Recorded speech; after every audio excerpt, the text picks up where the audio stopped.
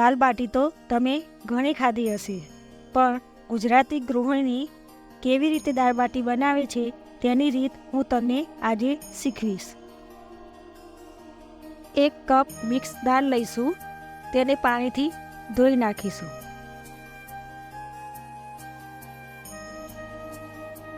તેમાં 1.5 કપ પાણી ઉમેરીશું।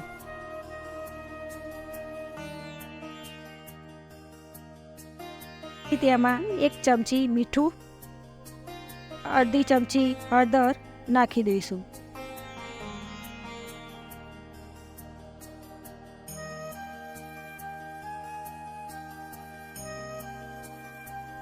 કુકર ઢાંકીને ગેસ ઉપર ચડાવવા મૂકી દઈશું।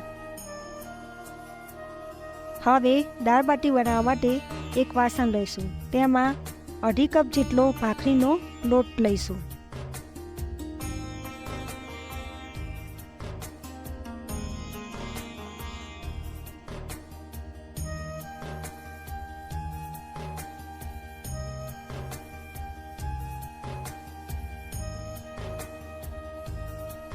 તેમાં 1 ચમચી અજમો લઈને મસળીને નાખી દઈશું।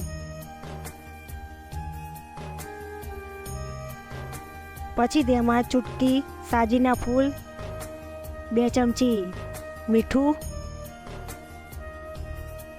અડધી ચમચી હળદર ઉમેરી લઈશું। પછી તેને બરોબર મિક્સ કરી લઈશું।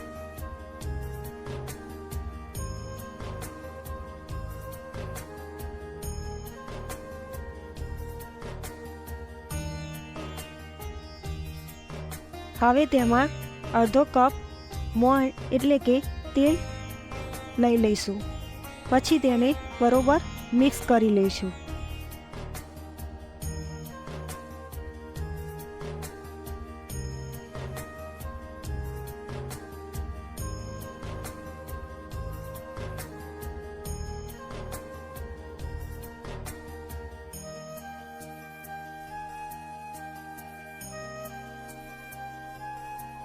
ધીરે ધીરે પાણી વેઠતા જઈશું અને લોટ બાંધતા જઈશું। લોટ આપણે ભાખરી જેવો કઠણ બાંધવાનો છે।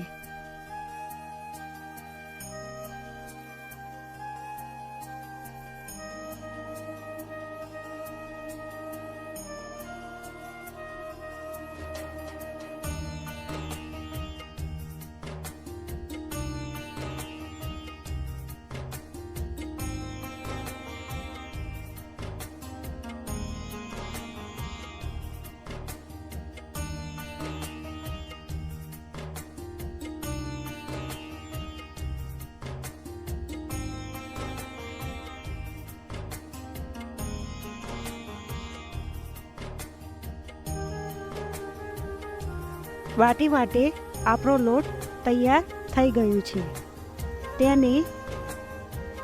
તેના પર એક વાસણ ઢાંકીને તેને 10 થી 15 મિનિટ સેટ થવા મૂકી દેવો।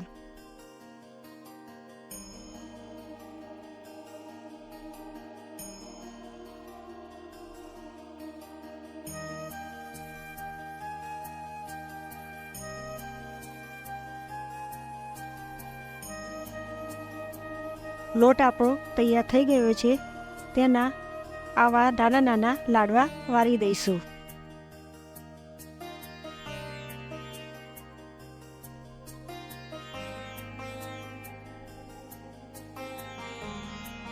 તેમાં 1 કપ પાણી ઉમેરી કુકર રાખી તેને ગેસ ઉપર બાફવા મૂકી દઈશું।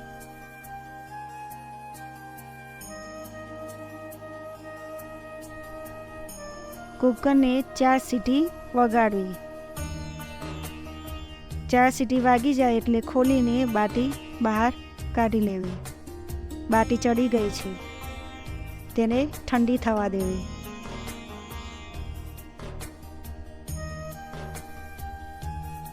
હવે બાટી ઠંડી થાય ત્યાં સુધી લસણની ચટણી બનાવી દઈશું। લસણની ચટણી બનાવવા માટે મેં અહીંયા 9 થી 10 કળી લસણ, મરચું અને મીઠું લીધેલું છે। મરચું મેં અહીંયા 2 થી 3 ચમચી લીધું છે। તેને બરોબર વાટી દઈશું। એકદમ ઝીણું થઈ જાય ત્યાં સુધી વાટી લેવાનું છે. તેમાં 2 થી 3 ચમચી પાણી ઉમેરી લસોડી દેવું. આપણી ચટણી તૈયાર છે. બાટી આપણી ઠંડી થઈ ગઈ છે એટલે એક બાટીના આપણે 4 ટુકડા કરી લઈશું.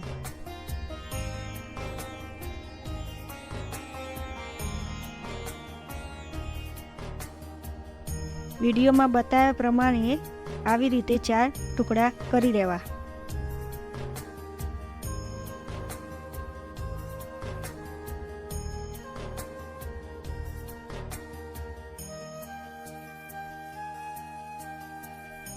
ગેસ ઉપર તેલ ગરમ થવા મૂકી દીધું છે. તેલ બરોબર ગરમ થાય એટલે બાટી અંદર નાખી દઈશું. આવી રીતે તમારે બાટી તળતા જવાનું છે અને નાખતા જવાનું છે. બાટી હાલ પલટાવવાની નથી, થોડી ચડી જાય એટલે પલટાઈ દઈશું. તેને આવી રીતે પલટાવતા જઈશું અને તળતા જઈશું. સહેજ ઉપર લાલાશ પડતું થાય ત્યાં સુધી આપણે બાટી તળવાની છે.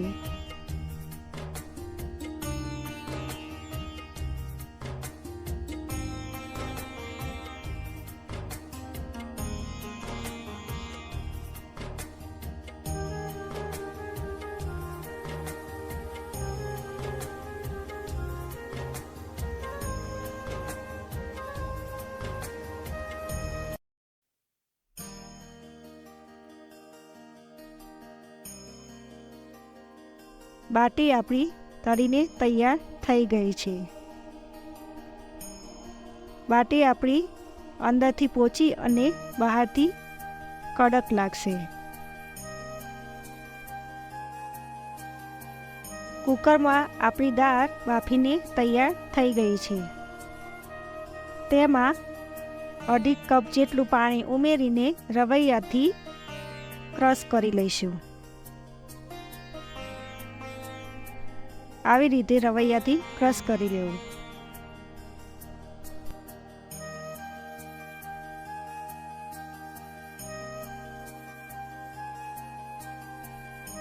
દાળને આપણે અધકચરી ક્રશ કરવી, વધારે પડતી ક્રશ કરવાની નથી.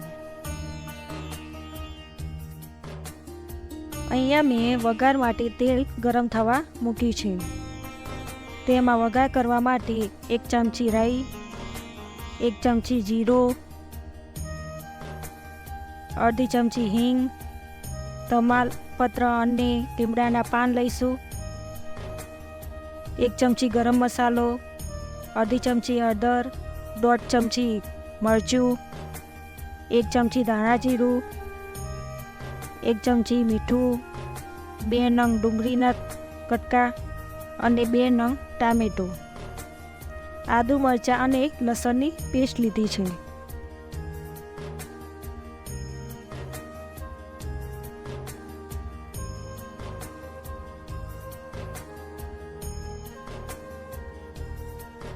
તેલ ગરમ થઈ ગયું છે એટલે તેમાં રાઈ નાખી દઈશું. રાઈ બરોબર ફૂટવા દેવી. ફૂટી જાય એટલે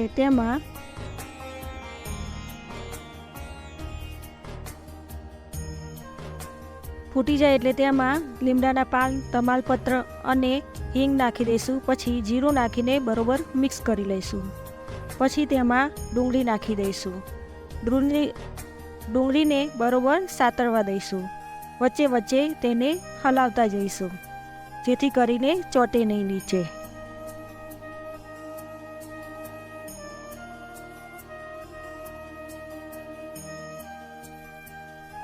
ડુંગળી આપણી ચડી ગઈ છે એટલે તેમાં આદુ મરચાં અને લસણની પેસ્ટ નાખી દઈશું.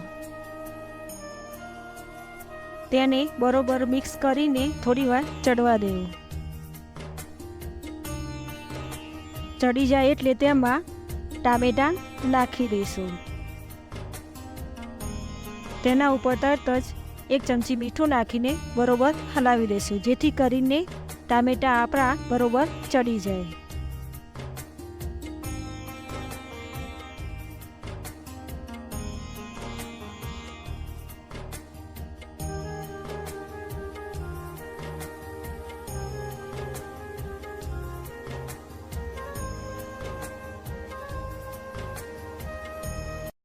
હવે બીજો મસાલો કરી લઈશું. તેમાં હળદર, મરચું, ધાણા જીરું નાખીને મિક્સ કરી લઈશું.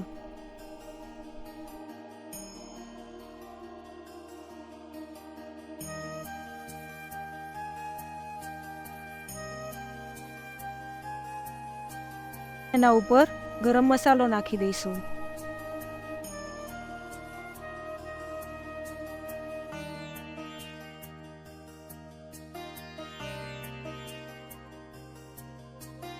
ટામેટાં ચડી જવા આવ્યા છે એટલે તેમાં થોડું દાળનું ગરમ પાણી ઉમેરીને મિક્સ કરી લેવું. પાણી જેમ વેટા જઈશું તેમ ગ્રેવી ઘટ થતી જશે અને બરાબર મિક્સ કરી લેવું. ચમચાથી થોડું થોડું પાણી વેરતા જવું અને હલાવતા જવું.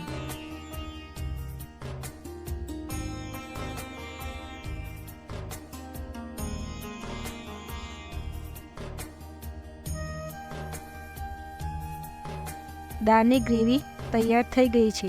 હવે તેમાં બધી દાળ મિક્સ કરીને હલાવી દઈશું. દાળને સતત હલાવતા રહેવાનું છે. તેને 2 મિનિટ સુધી ચડવા દેવાની છે.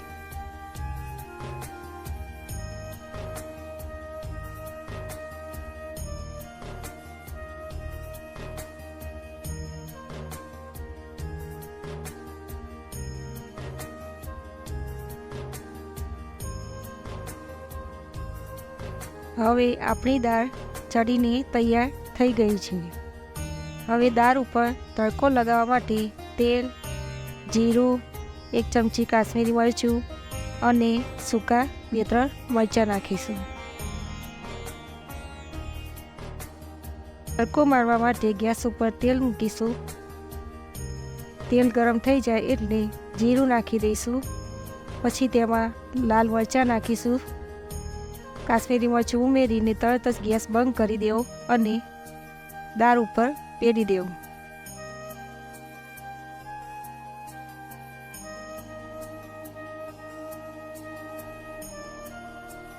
આવી રીતે તડકો મારવાથી દાળનો ટેસ્ટ ખૂબ જ સરસ લાગશે.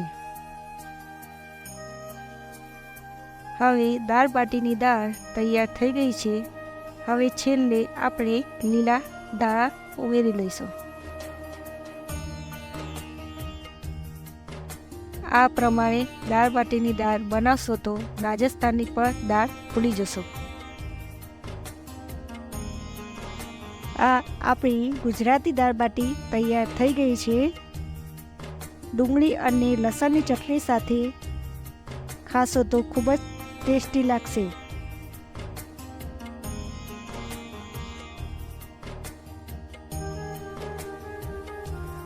આ વિડીયો તમને ગમ્યો હોય તો વધુ લોકોને શેર કરજો.